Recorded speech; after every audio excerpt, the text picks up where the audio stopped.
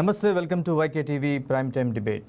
వడ్డించేవాడు మనవాడైతే విందు భోజనానికి ఎప్పుడొచ్చినా ఎక్కడ కూర్చున్నా ఆల్ వెరైటీస్ మన ప్లేట్లో వచ్చి వాలతాయి. అధికారం అండగా ఉంటే ఎన్ని అడ్డగోలు పనులైనా చేసేయచ్చు, తిమ్మిని బమ్మిగా మార్చేయచ్చు. నిజమే, వైసీపీ హయాంలో జరిగిన 2018 నాటి గ్రూప్ 1 పరీక్షల్లో ఇదే జరిగింది. 1, 2 కాదు, తప్పులు పుంకాలుగా జరిగాయని సిట్ తేల్చింది. ఒకసారి తప్పు జరిగితే పొరపాటు అనుకోవచ్చు, కానీ మళ్ళీ అవే తప్పులు జరిగితే అయిన వారి కోసం చేసినట్లే అర్థం చేసుకోవాలి. 2018 గ్రూప్ 1 నిర్వహణలో ఇదే జరిగింది. గ్రూప్ 1 మెయిన్స్ జవాబుపత్రాల వాల్యుయేషన్ 3 సార్లు జరగగా ప్రతి దశలోనూ ఉల్లంఘనలు జరిగాయి. ఫైనల్ మూల్యాంకనంలో అయితే 49,000 డూప్లికేట్ బార్కోడ్ స్లిప్పులు ముద్రించడం, 10th ఇంటర్ చదివిన వారు, సెక్యూరిటీ గార్డులు, గృహిణులతో పేపర్ల వాల్యుయేషన్ చేయించడం, 95% మంది ఓఎంఆర్ షీట్లలో మార్కులు దిద్దడం, 28% మంది పేపర్లలో వేరే ఇంకు వాడడం, అనుమతి లేకుండా స్ట్రాంగ్ రూమ్ తెరవడం, ఇంటర్వ్యూలో అసాధారణంగా మార్కులు వేయడం, మెయిన్స్ పరీక్షల్లో టాపర్లకు తక్కువ మార్కులు ఇచ్చి మెయిన్స్లో తక్కువ మార్కులు వచ్చిన అభ్యర్థులకు ఇంటర్వ్యూలో ఎక్కువ వేయడం. అబ్బో, ఇలా చెప్పుకుంటూ పోతే అక్రమాల చిట్ట చాంతాడంత ఉంది. ఇలాంటి లీలలు కోకొల్లలు. మరి సిట్ నివేదిక హైకోర్టుకు చేరి విచారణ సెప్టెంబర్ 1న ఉండడంతో పాటు గ్రూప్ 1 అవకతవకలపై సిబిఐ దర్యాప్తు చేయించాలని విద్యార్థి సంఘాలు డిమాండ్ చేస్తున్న నేపథ్యంలో ఉన్నత న్యాయస్థానం ఎలా స్పందిస్తుంది, కూటమి ప్రభుత్వం ఎలాంటి యాక్షన్ తీసుకుంటుంది అనేది ఆసక్తికరంగా మారింది. ఈ నేపథ్యంలో ఇవాళ చర్చ చేద్దాం. ఇందులో మనతో పాల్గొంటున్నారు టీడీపీ నుంచి ఎల్వి ప్రసాద్ గారు, అలాగే తాడువాయి రామకృష్ణ గారు, బీజేపీ రాష్ట్ర media panelist, doctor Addanki Anil Kumar garu, AP youth Congress social media state coordinator, విద్యార్థి సంఘాల నుంచి PDS AP joint secretary Kakinani garu. So ముందుగా రామకృష్ణ గారు నమస్తే అండి. అద్దంకి అనిల్ కుమార్ గారు, అనిల్ కుమార్ గారు మీకు కూడా గుడ్ ఈవినింగ్. అనిల్ కుమార్ గారు గుడ్ ఈవినింగ్ సార్. రామకృష్ణ గారు, సిట్ తుది నివేదిక ఏదైతే హైకోర్టుకు సమర్పించిందో ఆ నివేదికలో ఉన్న అంశాలు, కీలకమైన అంశాలు మనం మాట్లాడుకుంటే, ఆద్యంతం అక్రమాలు జరిగాయి వైసీపీ హయాంలో జరిగిన గ్రూప్ 1 మూల్యాంకనంలో అనేది సుస్పష్టంగా ఎస్టాబ్లిష్ అయింది. సో బీజేపీ ఎట్లా చూస్తోంది ఈ నివేదికలోని అంశాలని, ఏం చెప్తారు?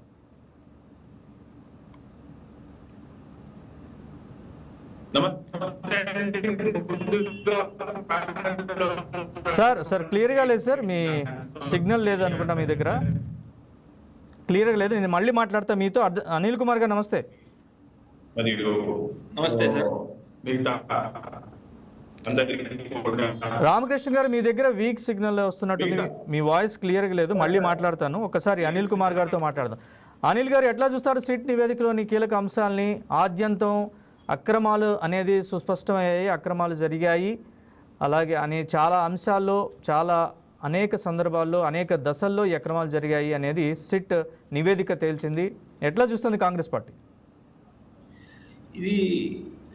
ఇది అసలు అక్రమాలకి, అవినీతికి పుట్టగా, అసలు ఉద్యోగార్థులు కష్టపడి చదివితే ఉద్యోగాలు తెచ్చుకునే అవసరం లేదు, డబ్బు కట్టి ఉద్యోగాలు తెచ్చుకునేదానికి ఏదో వ్యాపారం లాగా సంతలో సరుకులను అమ్మిన మాదిరిగా అమ్మినట్లుగా మనకి ఇక్కడ ఈ సిట్ నివేదిక ప్రకారం మనకి అర్థమైపోతుందండి.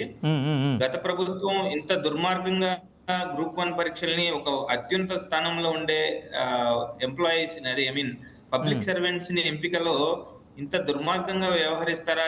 అది ఎమ్మెల్యే సీట్లను అమ్ముకున్నట్లుగా ప్రభుత్వ ఉద్యోగాలను కూడా అమ్మకానికి పెట్టారనే ఒక ప్రశ్న మనకి అందరికీ వచ్చేసింది. ఈ సిట్ నివేదిక తెలిసిన తర్వాతనే ఇంత దుర్మార్గంగా జరిగింది. గత ప్రభుత్వంలో అభ్యర్థుల్ని మోసం చేశారు, అసలైన అభ్యర్థులను మోసం చేసి కేవలం డబ్బు, పలుకుబడి ద్వారానే ఉద్యోగాలను సాధించారనే విషయం సుస్పష్టమవుతుంది సిట్ నివేదిక ద్వారా మనకి. అసలు ఈ ప్రకట్బందీగా ఇంత దుర్మార్గంగా వ్యవహరించిన తీరు, ఇంత అక్రమంగా వాళ్ళని నియమించిన తీరుని మనం అందరం తీవ్రంగా వ్యతిరేకించాల్సిన అవసరం ఉంది. పైగా అసలు దీనికి బాధ్యులైన అందరి వారిపై క్రిమినల్ చర్యలు తీసుకోవాల్సిన అవసరం ఎంతైనా ఉంది. మరొకసారి ఇటువంటి దుర్మార్గపు చర్యలకు పాల్పడి విద్యార్థులు, ఆ ఉద్యోగార్థుల జీవితాలతో ఇటువంటి చర్యలకి పాల్పడితే క్రిమినల్ చర్యలు తీసుకొని, క్రిమినల్ యాక్షన్ తీసుకొని వాళ్ళపై చట్టపరంగా కేసులు నమోదు చేసి సీరియస్ గా వాళ్ళకి శిక్షలు పడే విధంగా చేస్తేనే ఇటువంటి మళ్ళీ పునరావృతం కాకుండా ఉంటాయి. ఒక విద్యార్థి అయినా కానీ ఎవరైనా సరే వాళ్ళు 30 సంవత్సరాలు 25-30 సంవత్సరాలు కష్టపడి చదివి వాళ్ళకి ఉద్యోగం కోసం కష్టపడి రేయింబవళ్ళు ఆ ఇన్‌స్టిట్యూట్‌లలో కోచింగ్‌లు తీసుకొని ఉద్యోగం కోసం కష్టపడిన వాడికి ఉద్యోగం లేదని చెప్పేసి ఉమ్, చివరి అసలు ఇంటర్వ్యూల్లో మార్కుల్ని తీవ్రంగా వ్యతిరేకత అంటే మీన్ వేరియేషన్ ఆ ఇంటర్వ్యూ వరకు ఉన్నదానికి ఆ ఇంటర్వ్యూ తర్వాత వచ్చిన మార్కులకి వేరియేషన్ చూస్తేనే మనకి సుస్పష్టంగా అర్థమవుతుంది ఇక్కడ తీవ్ర స్థాయిలో అవినీతి జరిగిందని చెప్పేసి ఉమ్, కేవలం డబ్బులకు మాత్రమే విలువిచ్చి పకడ్బందీగా ఎవరైతే అధికారంలో ఉన్నారో వాళ్ళ అనుయాయులకు ఎవరైతే ఉన్నారో వాళ్ళకి అమ్మేసినట్లుగా ఉమ్, నిర్ద్వందంగా వాళ్ళకి కావాల్సిన వాళ్ళని ఆ సీట్లలో కూర్చోబెట్టినట్టుగా మనకు అర్థమైపోతుంది క్లియర్ గా ఉమ్. దీనిపై ఆ, సదరు న్యాయస్థానం తీవ్రంగా స్థాయిలో పరిగణించి దీనిపై గత ప్రభుత్వంలో జరిగిన దీనికి బాధ్యులైన అందరినీ దోషులందరినీ కూడా కఠినంగా శిక్షించాలని చెప్పేసి కాంగ్రెస్ పార్టీ డిమాండ్ చేస్తుంది. ఇటువంటివి మళ్ళీ పునరావృతం కాకుండా ఉండాలంటే దానికి తగ్గ పకడ్బందీగా ఒక ప్లాన్ ఆఫ్ యాక్షన్ కోసం గవర్నమెంట్ కి సరైన సూచనలు చేయాలని కూడా నేను ఈ విధంగా సదరు న్యాయస్థానం వారిని కోరుకుంటున్నాను. అనిల్ కుమార్ గారు, అక్రమాలు ఎలాంటి అక్రమాలు జరిగాయి అనేది బహుశా మీకు తెలిసే ఉండొచ్చు. మూల్యాంకనంలో అక్రమాలు మెయిన్గా, తర్వాత ఎలాంటి అక్రమాలు అంటే జవాబు పత్రాలు మార్చేయడం, బార్కోడ్లు మార్చేయడము, లేదా రకరకాల చేయడం, వాల్యుయేషన్, సెక్యూరిటీ గార్డుతో. ఏపీఎస్సికి సంబంధించిన దాంట్లో కేవలం 2 లెవెల్స్ వరకే జరగాల్సిన దాన్ని 3వ లెవెల్ యాజ్ పర్ రూల్స్ ప్రకారం 2 లెవెల్స్ జరగాలి. 2 లెవెల్స్ లో ఉండాల్సిన దాన్ని 3వ లెవెల్ పెట్టి ఓఎంఆర్ యాడ్ చేసేసి వీళ్ళకి కావాల్సిన వాళ్ళ వరకు ఓఎంఆర్స్ నంబర్స్ ని పెట్టేసేసుకొని 160 మంది అభ్యర్థులు ఎలిజిబిలిటీ లిస్టు 160 మంది పైగా ఉన్న వాళ్ళు ఎనెలిజిబుల్ లిస్ట్ ని తీసి వాళ్ళందరివి ట్యాంపరింగ్ చేసినట్టు క్లియర్ గా సుస్పష్టమవుతుంది అక్కడ మనకి. ఇటువంటివి అసలు అసలు తలుచుకుంటేనే ఉద్యోగార్థులు ఇప్పుడు ప్రజెంట్ ఉన్న వాళ్ళు ఎవరైనా ప్రభుత్వ ఉద్యోగాలకి అప్లై చేసుకోవాలంటేనే రేపు పొద్దున వాళ్ళకి ఒక సెక్యూరిటీ లేకుండా పోతుంది. ఇప్పుడు నేను కష్టపడి ఇప్పుడు ఆ 165 మంది ఎవరైతే ఎంపికై ఉన్న వాళ్ళందరూ తప్పని నేను చెప్పలేనండి. అందరూ వాళ్ళందరూ ఎలిజిబుల్ క్యాండిడేట్స్ కాదని అనలేము. అందులో కొంతమంది ఎలిజిబుల్ ఉండుండొచ్చు. కానీ ఎవరైతే నిజాయితీగా కష్టపడి సాధించిన వాళ్ళు ఎవరైతే ఉన్నారో వాళ్ళకు కూడా ఇట్లాంటి చర్యల వల్ల నష్టపోవాల్సిన పద్ధతి జరుగుతుంది. వాళ్ళందరూ కూడా మళ్ళీ పరీక్షలు రాయటం, మళ్ళీ ప్రిపేర్ అవ్వటం, వాళ్ళకి జీవితం అంత విరక్తి కలిగే పరిస్థితులు ఏర్పడతాయి ఇట్లాంటి వీటి వలన, ఈ చర్యల వలన. సో ఈ అక్రమాలకి కంపల్సరీగా ప్రభుత్వం తీవ్రమైన చర్యలు తీసుకొని చట్ట ప్రకారం వాళ్ళని దోషుల్ని ఎట్టి పరిస్థితుల్లోనూ వదిలిపెట్టకుండా శిక్షిస్తేనే ఇటువంటి పునరావృతం కాకుండా ఉంటాయి.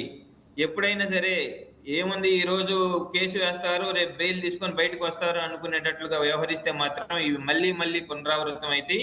కాబట్టి కూటమి ప్రభుత్వానికి కాంగ్రెస్ పార్టీ ఒకటే సూచన చేస్తుంది, ఖచ్చితంగా ఈ దోషులను ఎవరైతే ఉన్నారో వాళ్ళని చట్టపరంగా నిజంగా ఇది ఒక క్రిమినల్ చర్యలేనండి. ఈ క్రైమ్ కి ఎటువంటి తీసివేత లేదు ఇందులో. ఎందుకంటే ఒక జీవితాలని వాళ్ళు ఎవరైనా సరే రేపు పొద్దున వీళ్ళకి కోర్టు ఈ ఉద్యోగాలు వచ్చిన వాళ్ళని క్యాన్సిల్ చేసేస్తే వాళ్ళ జీవితాలు ప్రశ్నార్థకంగా మారుతాయి. అంతే కదా మరి. వాళ్ళంతా ఏమైపోవాలి, తీసుకున్న వాళ్ళు ఉద్యోగం వచ్చింది అనుకుంటున్నారు. కొంతమంది అందులో న్యాయంగా వచ్చిన వాళ్ళు ఉంటారు. అందులో 160 మంది 65 మంది కూడా అన్యాయంగా ఇదే రీతిలో వచ్చారని మనం భావించలేము. అందులో నిజాయితీగా కష్టపడి చదివిన వాళ్ళు కూడా ఉండొచ్చు. వాళ్ళందరి జీవితాలు పాడైపోయినాయి కదా. ఈ టైం అంతా ఈ జరిగిన ప్రాసెస్ లో అసలు అత్యంత విలువైంది జీవితంలో సమయం. ఈ సమయాన్ని మళ్ళీ తిరిగి తీసుకొని రాలేరు కదా వాళ్ళు. అత్యంత విలువైన సమయాన్ని వృధా చేయటం, ఇటువంటి చర్యల్ని మనం ఏమాత్రం ఉపేక్షించకూడదు. దీనిపై ప్రభుత్వం చట్టపరంగా ముందుకు వెళ్ళి తగిన శిక్ష వేయాలని చెప్పేసి కాంగ్రెస్ పార్టీ డిమాండ్ చేస్తుంది. రైట్. నెక్స్ట్ తర్వాత ఎల్వి ప్రసాద్ గారు, టీడీపీ లీగల్ సెల్ ప్రధాన కార్యదర్శి. సార్ నమస్తే. నమస్తే ప్రసాద్ గారు. సార్ మీ వాయిస్ రావట్లేదు, మ్యూట్లో ఉన్నట్టుంది.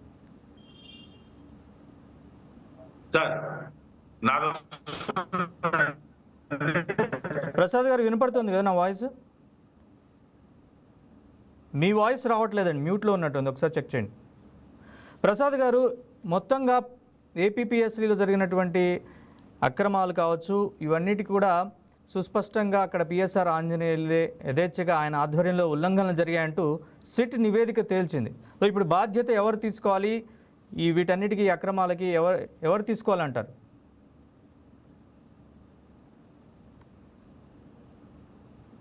ఎవరిపై చర్యలు తీసుకోవాలంటారు ప్రభుత్వం? సార్ మ్యూట్లో ఉంది సార్. ప్రసాద్ గారు మ్యూట్లో ఉంది, చెప్పండి.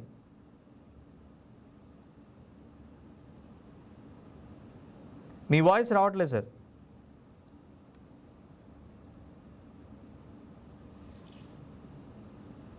అనిల్ గారు మీరు చెప్పండి. ఈ లోపు ప్రసాద్ గారు ఏదో టెక్నికల్ ప్రాబ్లం ఉంది. అనిల్ గారు మీరు చెప్పండి.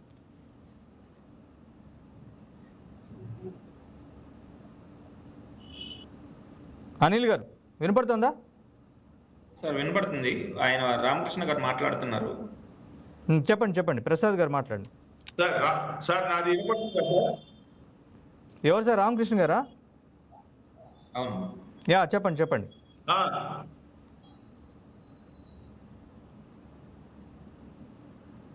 సార్ సార్ రామకృష్ణ గారు, సారీ మీరు సరిగ్గా వాయిస్ రీచ్ అవ్వట్లేదు మాకు.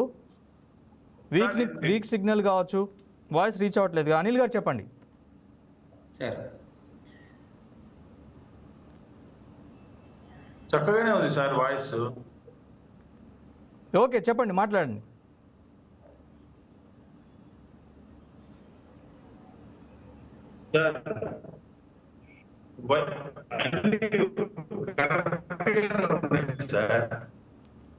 సార్ ఏమి వినపడలేదు, సారీ అండి. మళ్ళీ కాసేపటి తర్వాత ట్రై చేద్దాం. ఎల్వి ప్రసాద్ గారు మీరు చెప్పండి, టీడీపీ లీగల్ సెల్ ప్రధాన కార్యదర్శి, ఎట్లా చూస్తోంది ప్రభుత్వం టీడీపీకి దీనికి సంబంధించి? అక్రమాలు జరిగాయి, యథేచ్ఛగా ఉల్లంఘనలు జరిగాయి అనేది సిట్ తన 10,000 పేజీల నివేదికని కోర్టుకు సమర్పించింది. ఎట్లా చూస్తోంది టీడీపీ?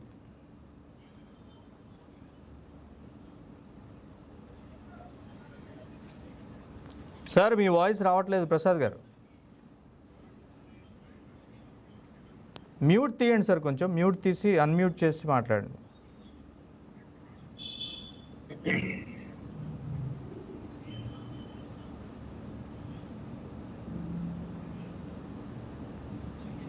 సార్ మాట్లాడండి ప్రసాద్ గారు.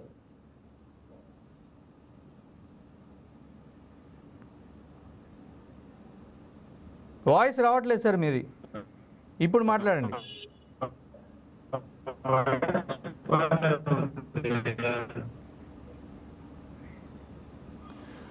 సార్ వాయిస్ రావట్లేదు, టెక్నికల్గా సమస్య ఏదో ఉన్నట్టుంది. మీ వాయిస్ అయితే రీచ్ అవ్వట్లేదు. అనిల్ గారు మీరు మాట్లాడండి.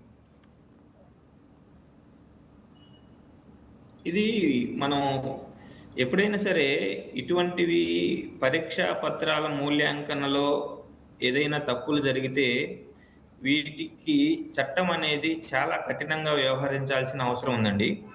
ఈ చట్టాలను ఎప్పుడైతే ఈ పరీక్షా పత్రాల మూల్యాంకనంలో ఎవరైనా సరే తప్పులు చేస్తే వారికి కఠిన శిక్ష విధించేలాగా చట్టం చేసినప్పుడు సార్ మాట్లాడండి. ఆటోమేటిక్ గా ఇటువంటి చర్యలకు పాల్పడడానికి ఎవరైనా సరే భయపడతారు. న్యాయస్థానాలు వీటిపై సమీక్ష నిర్వహించి ఖచ్చితంగా ఇటువంటి పునరావృతంగా కాకుండా ఉండాలంటే ప్రభుత్వానికి ఒక మార్గనిర్దేశనం చేయాల్సిన అవసరం ఉంది. ఉన్నత న్యాయస్థానాలు ఇప్పుడు ఇటీవల జరుగుతున్న నీట్ ప్రశ్నాపత్రాల లీకేజీ వ్యవహారం కానీ, గతంలో జరిగిన ఇటువంటి ఉద్యోగ సంబంధిత ప్రశ్నాపత్రాల లీకేజీలు కానీ, లేదంటే జవాబు పత్రాల మూల్యాంకనంలో ఎటువంటి తప్పులు చేసిన వాళ్ళకి కానీ, ఇటువంటి వాటికి సపరేట్గా ఒక క్రిటికల్ ఇష్యూగా తీసుకొని దీని మీద ఎవరైతే దోషులుగా తేల్తారో వాళ్ళకి కఠినంగా శిక్ష విధించడం ఎప్పుడైతే జరుగుతుందో అప్పుడే ఇటువంటి పునరావృతం కాకుండా విద్యార్థులు జీవితాలతో, యువత జీవితంతో ఆడుకోకుండా ఇటువంటి ఏ ప్రభుత్వం అయినా సరే భయపడే విధంగా ఉండాలని చెప్పేసి మేము డిమాండ్ చేస్తున్నాం. కాంగ్రెస్ పార్టీ ఏం డిమాండ్ చేస్తుంది? ఎందుకంటే పిఎస్ఆర్ ఆంజనేయులు ఎవరైతే ఉన్నారో అప్పటి ఏపీపీఎస్సీ కార్యదర్శి, సో ఆయన పాత్ర స్పష్టంగా, ఆయన యథేచ్ఛగా ఉల్లంఘనలు జరిగాయి ఆయన ఆధ్వర్యంలో అనేది సిట్ నివేదిక తెలిసింది. ఏం డిమాండ్ చేస్తుంది కాంగ్రెస్ పార్టీ? ఖచ్చితంగా వాళ్ళకి అసలు ఏపీపీఎస్సి చైర్మన్ రాజీనామా చేసి పక్కకు తప్పించుకోవడం అనేది కేవలం వాళ్ళని దీని నుంచి ఈ బాధ్యత నుంచి ఈ దోషిగా ఉన్నదాని నుంచి తప్పించేందుకు చేసే ఒక కుట్ర. ఉమ్, అసలు రాజీనామా చేస్తే ఉపయోగం ఏందండి? తప్పు చేసి రాజీనామా చేసేది ఏముంది? ఉమ్, వాళ్ళపై చర్యలు తీసుకోవాలి, అరెస్ట్ చేసి ముందు వాళ్ళకి అందులో వాళ్ళ పాత్ర ఏముంది, వాళ్ళ ప్రమేయం ఎంత ఉంది, దానికి సంబంధించి అసలు అసలు అసలు దోషులు ఎవరు, దాని వెనక సూత్రధారులు ఎవరు, పాత్రధారులు ఎవరు, మొత్తం బయటికి తీయాల్సిన బాధ్యత ప్రభుత్వంపై ఉంది, పోలీసులపై ఉంది.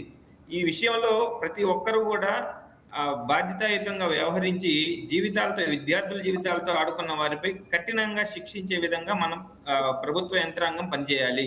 ఉమ్, అసలు ఈ ఈ ఎవరైతే సదరు చైర్మన్ ఉన్నారో వాళ్ళని రాజీనామా చేసేసి పక్కకు, మొన్న కూడా ధర్మేంద్ర ప్రధాన్ అనే వ్యక్తిని రాజీనామా చేపించారు కేంద్రంలో కూడా. ఉమ్, రాజీనామా చేస్తే సరిపోదండి, వాటికి సంబంధించి ప్రశ్నాపత్రాల లీకేజీ వ్యవహారంలో గాని, ఈ మూల్యాంకన వ్యవహారంలో గాని ఎవరైతే దోషులు ఉన్నారో ఉమ్, వాళ్ళపై చర్యలు అనేవి సుస్పష్టంగా లేనప్పుడు ఎవరైనా సరే ఇటువంటివి పాల్పడటానికి ఏ మాత్రం సంకోచించరు. ఉమ్, ఎప్పుడైనా సరే ఇటువంటి తప్పులు జరిగినప్పుడు వాటికి సరైన శిక్ష పడిద్ది. అమ్మో, ఇటువంటివి చేస్తే మనం జీవితాంతం జైల్లో ఉండాల్సిన పరిస్థితి ఏర్పడిద్దేమో అనే భయం ఎప్పుడైతే ఏర్పడిద్దో ఇటువంటి చర్యలు పాల్పడటానికి వెనకాడతారు. అలాగే ఏ ప్రభుత్వంలో వారైనా సరే, పెద్దలు ఎవరైనా సరే దీని వెనక ఉన్న వాళ్ళు ఖచ్చితంగా వాళ్ళని కోర్టులో హాజరుపరిచి వాళ్ళని కోర్టు ముందుకు తీసుకొచ్చి ప్రజా జీవితంలో వాళ్ళకి సరైన శిక్ష వేయాలని చెప్పేసి కాంగ్రెస్ పార్టీ డిమాండ్ చేస్తుంది. రైట్. ఎల్వి ప్రసాద్ గారు, సిట్ నివేదికలోని అంశాలకు కోర్టుకి ఏదైతే సమర్పించిందో సిట్ తుది నివేదికని గ్రూప్ 1 ఎగ్జామ్కి సంబంధించి జరిగిన అవకతవకలకు సంబంధించి టీడీపీ ఏం చెప్తోంది, ఎట్లా చూస్తుంది ఈ నివేదికలోని అంశాలని? అందరికీ నమస్కారం. నమస్తే సార్. డిబేట్ లో ఉన్నటువంటి అనిల్ కుమార్ గారికి, మాది రామకృష్ణ గారికి, మీ యాజమాన్యాన్ని కూడా, గత ప్రభుత్వంలో జరిగినటువంటి ఈ అవకతవకాలు ఏదైతే ఉందో అదన్నీ కూడా మనకి వాస్తవ రూపంలో రిటర్న్ గా కూడా ఈ సిట్ ద్వారా చేయడం జరిగింది. అంతేకాకుండా ఈ మూల్యాంకనం అనేది 3 సార్లు చేయడం జరిగింది. దాంట్లో 49,000 డూప్లికేట్ బార్ కోడ్లు, ఇందాక మన అనిల్ గారు చెప్పినట్టు కూడా క్లియర్ గా అవుతుంది. ఈ ప్రభుత్వము చేసినా కానీ, ప్రభుత్వం శ్రద్ధలు చేసినా కానీ దాని శిక్ష అయితే కంపల్సరీ ఉండాల్సిందే. కోర్టు ఏం చెప్తుందో క్లియర్ గా చెప్పిన దానికి వాళ్ళు శిక్షార్హులు అవుతారు. గత ప్రభుత్వ పాలకులు చేసినటువంటి ఎవరైతే ఉన్నారో వాళ్ళు పై ఆఫీసర్లు పై స్థాయి నుంచి చెప్తే తప్ప కింది స్థాయి నాయకులు చేసే పరిస్థితి అయితే కాదు. ఇది పై స్థాయిలో చేసింది. చేంజ్ చేసినా కానీ అమాయకులైనటువంటి విద్యార్థుల జీవితాలని నాశనం చేయడమే కాకుండా భవిష్యత్తులో ఇలాంటివి చేయాలని కూడా చాలా మంది ప్రతి నిస్వార్థంగా చేసినా గానీ దానికి డౌట్ పడే పరిస్థితి ఉంది. ఎందుకంటే ఒక గ్రూప్ 1 పరీక్ష రాయాలంటే కనీసం మినిమం ఒక డిగ్రీ పాస్ అయి ఉండాలి. అలాంటిది ఆ గ్రూప్ 1 ఎగ్జామ్ పేపర్స్ రాయాలంటే ఎంతో ఎక్స్పీరియన్స్, హైలీ క్వాలిఫైడ్ టీచర్స్ ఉండాలి. అలా కాకుండా హోమ్ గార్డులు లేకుంటే వాచ్మెన్ దగ్గర తీసుకుపోయేది అసలు సొసైటీ ఎక్కడ వెళ్తుందండి? అసలు అధికారం మా చేతిలో ఉంది, మేము ఇష్టం వచ్చినట్టు చేస్తామని చెప్పేసి చేయడం అయితే చాలా దారుణ విషయము. ఏదైనా కానీ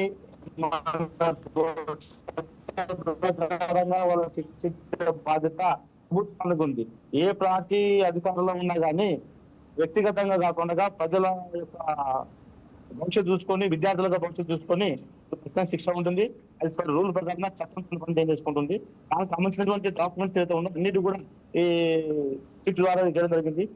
దాని ప్రకారం చేస్తామని తెలియజేస్తాం. ఎల్వి ప్రసాద్ గారు, పిఎస్ఆర్ ఆంజనేయులు ఎవరైతే అప్పటి ఏపీపీఎస్సీ కార్యదర్శిగా ఉన్నారో ఆయన వైపు సిట్ ఆయన పాత్రను స్పష్టంగా సిట్ ఎస్టాబ్లిష్ చేసింది. సో ఆయన్ని బాధ్యులుగా చేసింది. యథేచ్ఛగా అక్రమాలు జరిగాయి, మూల్యాంకనంలో కావచ్చు, ఇంటర్వ్యూలో కావచ్చు, ఇలా చాలా అంశాలను సిట్ తన నివేదికలో పొందుపరిచింది. టీడీపీ ఆయన బాధ్యత ఎంతవరకు తీసుకోవాలని టీడీపీ అనుకుంటాను? ఖచ్చితంగా అండి.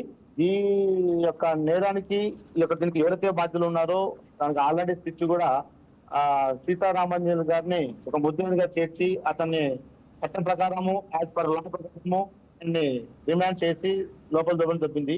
అయితే గాని ఇక్కడ వ్యక్తిగతంగా తెలుగుదేశం పార్టీని కాదు కానీ ఏదైనా కానీ అధికారంలో ఉన్నటువంటి మా పార్టీ ఏదైతే ఉందో ఖచ్చితంగా దోషులను శిక్షిస్తుంది.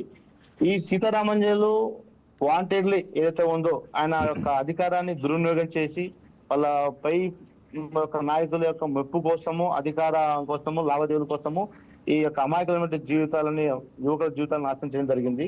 ఆయన దశ తర్వాత కూడా ఈ యొక్క తీర్మానాలు, ప్రొసీడింగ్స్, నోటిఫైలు ప్రతి దాంట్లో కూడా ఓఎంఆర్ షీట్ లో చూసుకుంటే ఎక్కడ కూడా ప్రతి దాంట్లో చేయడం జరిగింది. కాబట్టి ఇలాంటి వాళ్ళని ఖచ్చితంగా మేము యాజ్ పర్ లా ప్రకారము, చట్టం ప్రకారంగా మేము శిక్షిస్తామండి. అలాగే ఇంటర్వ్యూలో మెయిన్స్లో టాపర్స్ ఎవరైతే ఉన్నారో వాళ్ళకి ఇంటర్వ్యూలో తక్కువ మార్కులు వచ్చినాయి. అలాగే మెయిన్స్లో తక్కువ మార్కులు వచ్చిన వాళ్ళు ఇంటర్వ్యూలో టాపర్లుగా నిలిచారు. ఇదంతా కావాలని వాంటెడ్గా జరిగింది అనుకోవచ్చా? వాస్తవం అండి. ఎందుకంటే మార్క్స్ ఎక్కువ వచ్చిన వాళ్ళకి ఇంటర్వ్యూలో తక్కువ మార్కులు, మార్క్స్ తక్కువ వచ్చిన వాళ్ళకి ఇంటర్వ్యూలో ఎక్కువ రావడం వాళ్ళ చేతుల్లో పని. ఎందుకంటే ప్రొఫెసర్స్ కాకుండా వాళ్ళు నచ్చిన వ్యక్తులతోటి ఇంటర్వ్యూ చెప్పడం వల్ల ఇదల్లా జరిగిందని చెప్పేసి నేను తెలియజేసుకుంటున్నాను. వాళ్ళకి నచ్చిన వ్యక్తి ఉన్నప్పుడు మన సామెత చెప్తూనే ఉంటారు, వడ్డించేవాడు మనవాడైతే వరుసలో ఎక్కడ ఉన్నా గానీ మనకి కడుపు నిండగా అన్నం పెట్టే పరిస్థితి ఉంది. అలాంటిది ఒక దొంగలకి, దొరలకి అధికారం ఒక్కసారి ఒక అవకాశం ఇవ్వండి అని చెప్పేసి జగన్మోహన్ రెడ్డి తిరిగి అమాయకుల ప్రజల నెత్తి మీద చేయిబెట్టి ఎట్లా ముంచిండో, అధికారంలో చేపట్టిన తర్వాత ఈ ప్రజాపాలన పక్కబెట్టి, అభివృద్ధి పక్కబెట్టి, సంక్షేమ పక్కబెట్టి, యువకుల యొక్క భవిష్యత్తు, బంగారు భవిష్యత్తు పక్కబెట్టి ఏదైతే అందిన కాటికి దోచుకోవడము, దాచుకోవడము, అడిగిన వాళ్ళని అక్రమంగా కేసులు పెట్టించి గొంతులు కూర్చే పరిస్థితి ఆనాడు ఆ గవర్నమెంట్ లో ఉండింది. మరి అన్ని చూసినారు, ఒకటి అన్ని బయటపడుతున్నాయి. ఏది కూడా గతంలో చేసినటువంటి పాలకులు ఏదైతే ఉందో తప్పులను కూడా ఉపేక్షించే పరిస్థితి లేదు. చట్టం తన ప్రకారంగా అందరినీ శిక్షిస్తుంది. వ్యక్తిగతంగా కాదండి, తెలుగుదేశం పార్టీ ఎప్పుడు వ్యక్తిగతంగా చూసుకోదు. చట్టం ద్వారానే శిక్షిస్తుందని మేము ఈ విధంగా తెలియజేసుకుంటున్నాం. రైట్. అనిల్ కుమార్ గారు, ఎగ్జామ్కి సంబంధించి చూస్తే ఇందాక మనం మాట్లాడుకున్నట్లుగా చాలామంది ఉద్యోగాలు కోల్పోయారు. ఇలా ఎవరైతే టాపర్స్గా ఉన్న వాళ్ళు, మెయిన్స్లో టాపర్స్గా వచ్చిన వాళ్ళు, తర్వాత ఇంటర్వ్యూలో తక్కువ మార్కులు రావడం వల్ల కొంతమంది కోరుకున్న ఉద్యోగం రాలేదు, కొంతమందికి అసలైతే ఉద్యోగమే రాలేదు. సో వాళ్ళని ఎలా, అంటే ఈ నష్టాన్ని ఎవరు భర్తీ చేయాలి, దీనికి ఎవరు అకౌంటబుల్ తీసుకోవాలి, ఏం చెప్తారు? అకౌంటబిలిటీ అనేది ఇక్కడ సమస్య ఉన్నదే. అకౌంటబిలిటీ ఎవరిని తీసుకోవాలి అనేది ఇక్కడ మెయిన్. ప్రభుత్వం బాధ్యత తీసుకుంటుందా, అధికారులు బాధ్యత తీసుకుంటారా? ఈ ఎవరైతే ఇప్పుడు ఇక ఆ అభ్యర్థులు ఎవరైతే నష్టపోయారో వాళ్ళ బాధ్యత వాళ్ళే తీసుకోవాలా? ఈ ముగ్గురులో ఎవరిని బాధ్యత తీసుకోమంటామండి? అల్టిమేట్ గా నష్టపోయింది అభ్యర్థి. ఎవరైతే రాశారో ఆ ఉద్యోగం వచ్చిందని భ్రమపడి వచ్చింది మాది అని అనుకున్న వాళ్ళు ఇప్పుడు రేపు పొద్దున కోర్టు ఏదన్నా సరే వాళ్ళకి వ్యతిరేకంగా తీర్పిచ్చి వాళ్ళ ఉద్యోగాలను క్యాన్సిల్ చేసి మళ్ళీ రీ ఎగ్జామ్ కండక్ట్ చేయడం అనేది, లేకపోతే ఏదన్నా మళ్ళీ రీవాల్యుయేషన్ చేయమని చెప్పి ఏదన్నా జరిగితే ఈ చర్యల్లో మళ్ళీ వాళ్ళకి న్యాయం జరిగిద్ది అనేది. ఇప్పుడు వచ్చిన వాళ్ళు నాకు రాలేదని అంటే ఖచ్చితంగా వాళ్ళకు ఇబ్బంది పడే పరిస్థితి ఉంటది కదండి. ఒకసారి నాకు ఉద్యోగం వచ్చిందని చెప్పిన తర్వాత నాకు మళ్ళీ రాలేదు, నా ఉద్యోగం వేరే వాళ్ళకి వెళ్ళిందని అంటే అందులో న్యాయంగా వచ్చిన వాడు ఉండొచ్చు, అన్యాయంగా డబ్బు ద్వారా వచ్చిన వాడు, పలుకుబడి ద్వారా వచ్చిన వాడు ఉండొచ్చు. సో ఇద్దరు అంటే న్యాయంగా వచ్చిన వాడు నష్టపోయే ప్రమాదం ఉంది. కేవలం వీళ్ళందరి మీద బాధ్యత వహించాల్సింది ఏ ప్రభుత్వంలో అయితే, ఏ ప్రభుత్వంలో హయాంలో అయితే ఇటువంటి చర్యలు జరిగినాయో ఆ ప్రభుత్వం వీటి మీద ముందు బాధ్యత వహించాలి.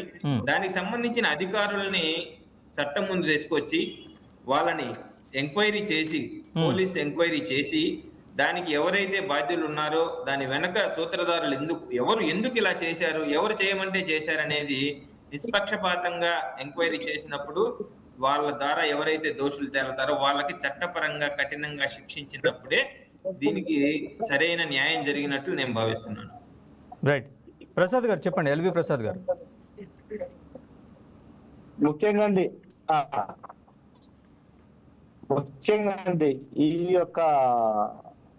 ఈ అవకతవకలకు ముఖ్య కారణం ఏమంటే అధికారం అడ్డం పెట్టుకోండి. మేము అధికారంలోకి వచ్చినాము, మమ్మల్ని ప్రశ్నిస్తే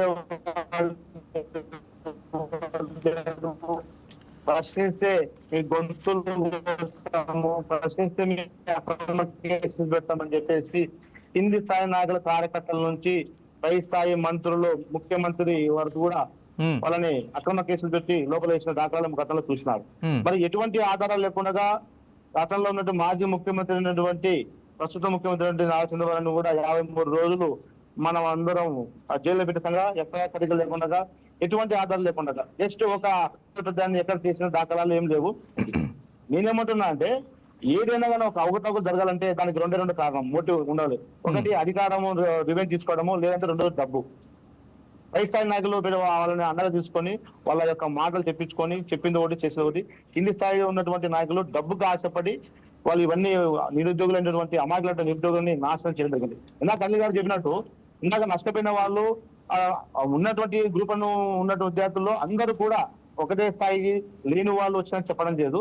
కొంతమంది నిజమైన విద్యార్థులు చదువుకున్న వాళ్ళు నిరుపేద కుటుంబస్తులు ఎవరైతే ఉన్నారో వాళ్ళు కష్టపడి చదువుకున్న వాళ్ళు కూడా ఈరోజు వాళ్ళకి వ్యర్థం అయిపోయింది.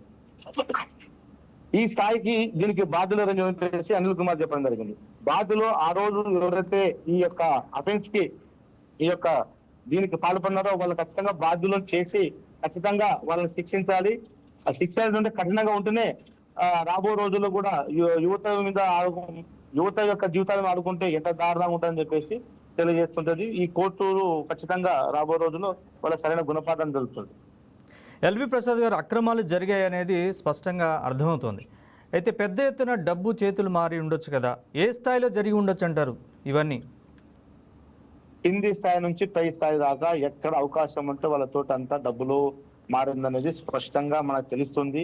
మన జరుగుతున్నటువంటి ఈ యొక్క పేపర్ నువ్వు నేను చెప్పింది కాదు, క్లియర్ గా ఆ కోర్టుకి 10,000 పేజీల నివేదిక జరిగింది. దాంట్లో ప్రతి ఒక్కరు కూడా రాజకీయ కోణంలో కాకుండా ఆర్థిక లావాదేవీల కోణం కూడా ఇది జరిగిందని చెప్పేసి స్పష్టంగా జరుగుతుంది, తెలియబడింది. కాబట్టి 90% 95% మంది పత్రాలు కూడా మార్కులు దిద్దుబాట్లు, వైట్నర్స్ పోయడము, ఇవన్నీ చూసుకుంటూ ఉంటే అసలు ఎక్కడ పోతుంది సొసైటీ రోజు రోజుకి. ఇప్పుడు టెక్నాలజీ పెరిగే ఈ రోజుల్లో కూడా ఇంకా దారుణంగా. అప్పుడు ఎట్లా అంటే కరోనా అడ్డం పెట్టుకొని వీళ్ళు చేసిన పథకం వల్ల ఇది. కరోనా లేకపోయినా ఎటువంటి తెలియదు కానీ కరోనా అడ్డం పెట్టుకొని ఈ మాన్యువల్ గా చేసింది డిజిటల్ చేస్తామని చెప్పేసి చెప్పడము, దాని తర్వాత ఈ సీతారామన్ రావడము, ఇది చిలికి గాలి అనేవి ఇష్టం వచ్చినట్టు దోచుకోవడము, దాచుకోవడము, ఉద్యోగాలు ఇవ్వడము, ఎలిజిబుల్ ఉన్న వాళ్ళని ఉద్యోగం రాకపోవడం అనేది మనం ఈరోజు చూస్తున్నాము. అలాంటి గ్రూప్ 1 వాళ్ళు ఆర్డీఓ స్థాయి, డిఎస్పీ స్థాయి వాళ్ళు కూడా ఇప్పుడు వాళ్ళ ప్రాధాన్యత లేకుండా పోషించడం ఎంత అవమానకరం అంటే అంత అవమానకరం. కొంతమంది సూసైడ్ చేసిన పరిస్థితి వచ్చింది. దీని బాధ్యులను కూడా ఖచ్చితంగా మేము చట్టం ద్వారానే, వ్యక్తిగతంగా కాకుండా చట్టం ద్వారా, కోర్టు ద్వారానే శిక్షించడానికి అన్ని ప్రయత్నాలు చేస్తున్నాము, జరుగుతాయి కూడా. అనిల్ గారు, నిబంధనల ప్రకారం ప్రభుత్వ కార్యాలయంలో కానీ ఏపీపీఎస్సీ కార్యాలయంలో కానీ జరగాల్సిన మూల్యాంకనం హాయ్లాండ్లో జరిపారు కావాలని. ఇదంతా ఇలాంటి నిబంధనల ఉల్లంఘన కావాలని, అంటే చైర్మన్ నాలెడ్జ్లు కూడా లేకుండా చేశారని అంటున్నారు. చైర్మన్ నాలెడ్జ్ లేకుండా చేయడం అనేది పూర్తిగా మనం అసలు దాన్ని నమ్మదగ్గ వాక్యమే కాదు. చైర్మన్లకు తెలియకుండా ప్రశ్న పత్రాలు తీసుకెళ్లేసి రిసార్ట్స్ లో ఎక్కడ పడితే అక్కడ జరగటం అనేది పూర్తి అవాస్తవం. వాళ్ళ దోషుల్ని తప్పించేందుకు చేసే వ్యాఖ్యలు తప్ప అసలు ఇంట్లో తండ్రికి తెలియకుండా కొడుకు ఎక్కడికి వెళ్ళాడనేది, ఇంట్లో ఉండే రోజు ఇంట్లో తిని కొనుక్కునే కొడుకు తండ్రికి తెలియకుండా ఎక్కడికి వెళ్ళాడనేది మనం ఎంత నమ్మటం ఎంత అవాస్తవమో ఇది అంతే అవాస్తవం. అసలు చైర్మన్ ని ఎవరైతే ఆ పెద్ద స్థానాల్లో ఉన్నారో అధికారికంగా గాని ఆ ప్రభుత్వ పరంగా ఎవరైతే లబ్ధి పొంది ఆ స్థానాల్లోకి వచ్చున్నారో వాళ్ళని తప్పించేందుకు చేసే కుట్ర మాత్రమే ఇటువంటి చర్య, ఈ వ్యాఖ్యలన్నీ. చైర్మన్లకు తెలియకుండా ప్రశ్న పత్రాల మూల్యాంకనం ఎలా జరిగిద్దండి? వారి ఆదేశాలు లేకుండా, ప్రశ్న పత్రాలు వాళ్ళ ఆర్డర్స్ లేకుండా ఎక్కడి నుంచి ఎక్కడికి పోవాలనేది వాళ్ళకి తెలియకుండా అసలు అటువంటి చైర్మన్ ఇటువంటి చర్యలు తీసుకున్నప్పుడు దానికి తగ్గట్టుగా ముందు అప్పుడే హెచ్చరించాలి కదా. ఇటువంటి నా ఆధీనంలో లేకుండా పోయినప్పుడు, అతనికి తెలియకుండా పోయినప్పుడు, అతని కంట్రోల్లో లేకుండా వేరే ఎవరో దాన్ని కంట్రోల్ తీసుకున్నప్పుడు ఇతని కేసులో ప్రభుత్వం ద్వారా పెద్దలకు తెలియజేయాలి, ప్రెస్ ముందుకు వచ్చి చెప్పాలి. ఇటువంటి నిజంగా దాన్ని జరిగితే ప్రెస్ లో చెప్పాలి, లేదంటే పోలీసుల దగ్గర పోయి కేసు పెట్టి అక్కడ కంప్లైంట్ నమోదు చేయాల్సిన అవసరం ఉంది కదా. అంటే వాళ్ళ ఇంటెన్షన్ ఏదైతే ఉందో దాన్ని చేయటం కోసం ఆ ప్రశ్న పత్రాలను ఇంకొక రిసార్ట్లకు తరలించారు. ఎవరికి నచ్చినట్టు అక్కడ ఉన్న వాళ్ళందరితో ఎవరికి నచ్చినట్లు వాళ్ళని మార్కులు వేయమని చెప్పేశారు. ఇది ఏదో ఒక ల్యాండ్ ఒక ఫిక్స్డ్ అమౌంట్ ఇచ్చుంటారు. ఆ వాల్యూకి ఎక్కువగా ఉండేటట్లుగా వేస్తేనే వీళ్ళకి మా ఉద్యోగాలు వస్తాయని ఆ మార్కులు వేసేసుకున్నారు. వాళ్ళకి కావాల్సిన వాళ్ళకి ఆ ఉద్యోగాలని సమకూర్చారు. ఇందులో అనుమానం రాకుండా చేసేదానికి కొన్ని మిగతా వాళ్ళని కూడా ఇంక్లూడ్ చేసి వాళ్ళకు కూడా వచ్చినట్లుగా క్రియేట్ చేసేసే ఆస్కారం కూడా ఉంది. ఈ మనుషులకి తప్పులు చేయటం, ప్రాక్టీస్ చేయటం అనేది బాగా అలవాటు అయిపోయింది ఇప్పుడున్న ప్రస్తుతం ఉన్న పరిస్థితుల్లో. నిజానికి ఈ ప్రభుత్వాలతో వాళ్ళందరికీ ఇటువంటి బాగా తెలుసు. ఈ మీడియా మధ్యవర్తులకి ఎవరైతే మీడియేటర్స్ గా వ్యవహరించారో ఈ ఉద్యోగాలకు దానికి వేలం ఒక రకంగా వేలం వేసుకొని డబ్బులు ఎవరు ఎక్కువ పెడితే వాళ్ళకి అమ్ముకున్నట్లు ఉన్నారు. ఇటువంటి దుర్మార్గంగా అసలు ప్రభుత్వ ఉద్యోగాలు అంటే ఒక విలువ ఉంటది. అసలు ఈ గ్రూప్ 1 స్థాయి ఉద్యోగులు అంటే వాళ్ళకి ఎంత గౌరవం ఉంటది, కలెక్టర్ స్థాయి గౌరవం ఉంటది. అటువంటి వ్యక్తుల్ని ఇంత దుర్మార్గంగా ఎంపిక చేశారు అని తెలిస్తే ఎంత సిగ్గుచేటండి. రాష్ట్రానికి ఎంత సిగ్గుచేటు. గతంలో బీహారు, ఉత్తరప్రదేశ్ లో దుర్మార్గమైన చర్యలు పాల్పడితే వాళ్ళంతా అజ్ఞానులు, అన్ఎడ్యుకేటెడ్ ఫెలోస్ అని అనుకునే మనము ఈ రోజు ఉద్యోగం వచ్చిన వాళ్ళు దానికి కొరగాని వాళ్ళు అని చెప్పి తెలిసి మనం చెప్పుకుని వేలేసుకోవాల్సిన పరిస్థితి ఏర్పడింది.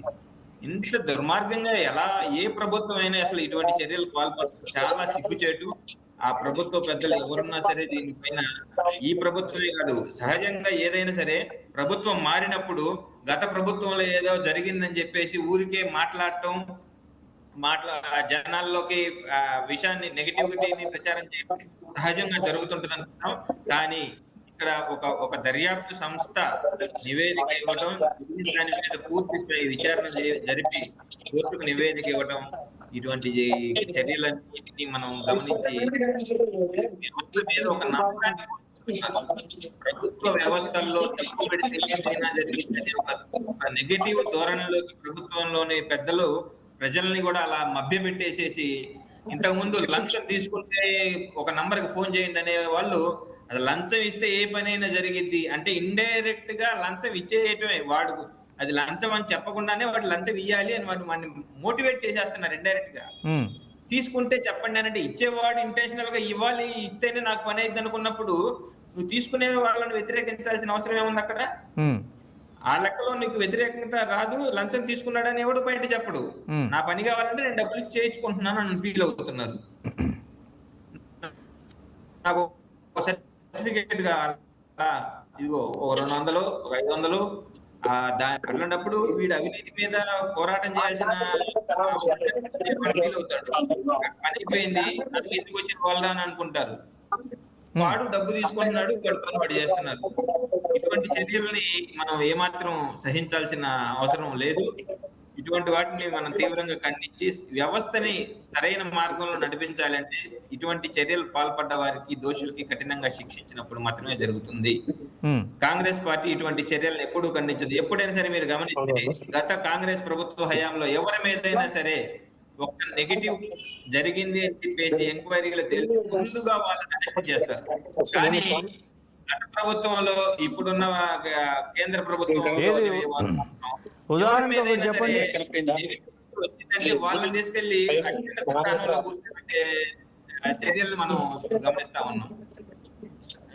ఎవరి మీద అయితే అవినీతి ఆరోపణలు ఉంటాయో, ఎవరికైతే ఎక్కువ అవినీతి కేసులు ఉంటాయో, లేదంటే ఎవరికైతే అత్యాచారాలు, దోపిడీలు కేసులు అయితే మర్డర్లు, మానభంగాలు వాళ్ళని తీసుకొచ్చి అత్యున్నత స్థానాల్లో కూర్చోబెట్టి నడుపుతున్న ప్రభుత్వాల్లో ప్రస్తుతం మనం నడుస్తున్నాం.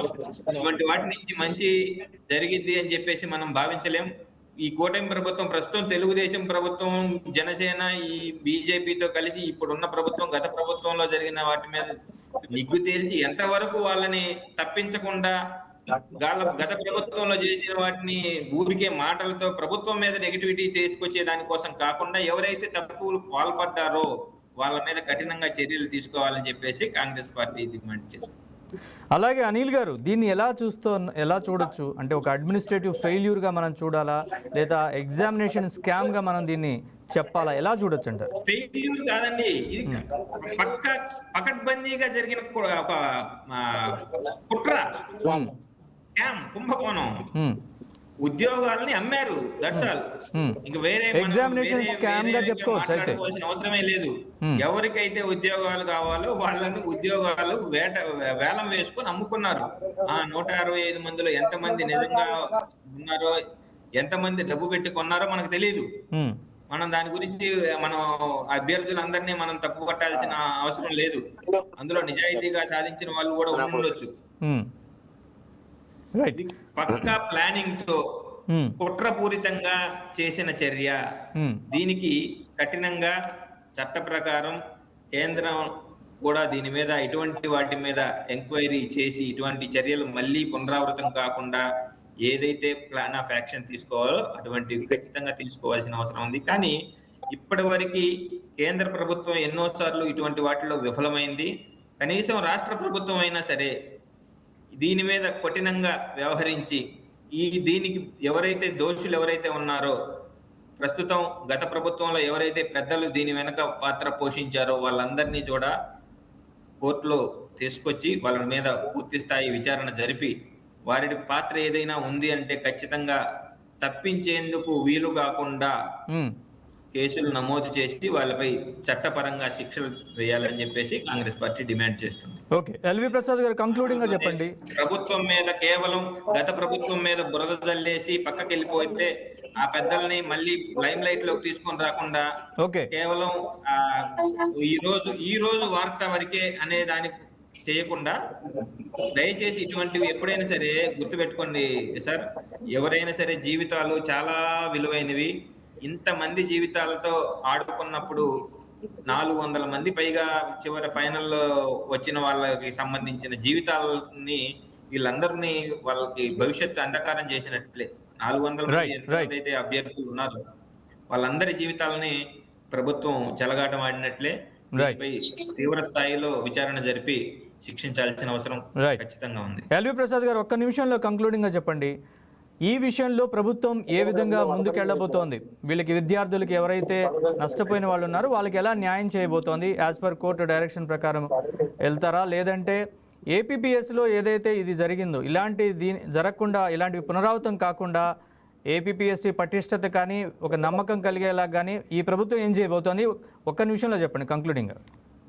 ఖచ్చితంగా అండి, ఎందుకంటే ఇలాంటివి మళ్ళీ పునరావృతం కాకుండా దీనికి పాల్గొనే దోషులు ఎవరైతే ఉన్నారో వాళ్ళని చట్టం ద్వారా కఠినంగా శిక్షించి మళ్ళీ ఈసారి రిపీట్ కాకుండా రాష్ట్రంలో ఉన్నటువంటి ప్రజానికి కానీ యువతకు కానీ భవిష్యత్తు మీద ఆశ ఉండేలాగానే మళ్ళీ కూడా మేము ఈ చర్యలు ఉండబోతున్నాయి. ఇప్పుడు కోర్టు ద్వారా చేస్తాము. ఏ ప్రభుత్వం వచ్చినా కానీ ఉన్న నోటిఫికేషన్ ఇచ్చినప్పుడు ప్రభుత్వం పారదర్శకంగా యువత నిరుద్యోగులకి భవిష్యత్తు కల్పించిందో ఆశ కల్పించాలి తప్ప ఇట్లాంటివి స్కాములు చేసి డబ్బువే పరమాధిగా ఇలాంటి స్కాములు చేయకూడదు. అలాంటి వారికి పాల్పడిన వారు ప్రతి వ్యక్తికి కూడా ఎవరైనా కానీ చట్టం ద్వారానే మేము శిక్షిస్తామని చెప్పేసి ఇదంతా తెలియజేస్తున్నాం. Thank you very much L V Prasad garu, Addanki Anil Kumar గారు ఇవాళ డిబేట్లో పాల్గొన్నందుకు. ఇది ఇవాళ ప్రైమ్ టైం డిబేట్. మరో అంశంతో మళ్ళీ కలుద్దాం. చూస్తూనే ఉండండి